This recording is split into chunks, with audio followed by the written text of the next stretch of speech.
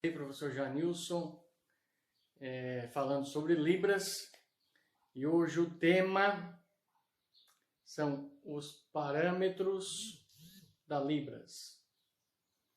Os parâmetros da Libras, pessoal, são quantos? Uma dica. Os parâmetros da Libras,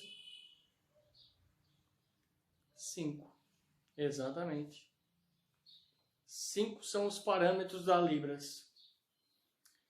Então, por que usar os parâmetros da Libras? Para que servem os parâmetros, né? Eles são fundamentais, são importantíssimos dentro da Libras para te entender o contexto dos sinais, como que se faz o sinal, o lugar, o movimento, a localização, a expressão, tudo está incluído, está junto. Então, a primeira é a configuração. Que o sinal, como é que é? Configuração. Ó, esse é o sinal de configuração. É o primeiro dos parâmetros. Então, configuração. Está aqui na tela. Configuração. O segundo, qual é? É o movimento. É a hora que você vai fazer o sinal. Que movimento que você vai usar? Terceiro, é o ponto de articulação. É o local, o lugar que você vai fazer o sinal. É aqui no peito? É no queixo? Aonde? O lugar. Sabe? É bem fácil, bem simples de entender. Então, o quarto é a orientação. Orientação. Como é que é? Orientação. Para cima, para baixo, para o lado, para o outro lado. Como que eu vou fazer esse sinal? E o quinto, que é o último, são as expressões faciais e corporais. Ok? Um exemplo. Configuração de mãos.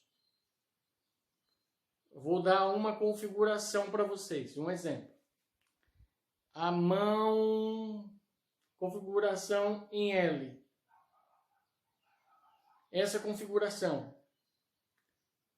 Com essa configuração, tem vários sinais. Por exemplo, se eu levo aqui, faço esse movimento, é conseguir. Se eu levo aqui água, vê que tem que estar junto os sinais. Os parâmetros, eles têm que andar junto, sempre. Então, a configuração, L, o movimento, a localização, que é o lugar, a orientação, é para cima, é para baixo, para o lado, e a expressão facial, corporal, junto, sempre. Então, se eu falo, vamos dar uma configuração agora, um outro exemplo, B, a mão em B. Com um movimento, eu posso fazer mal. Mal. Aquela pessoa, mal. Agora, se eu fizer esse movimento, passado. Passado. Então, percebam a diferença de como é importante os parâmetros da Libras.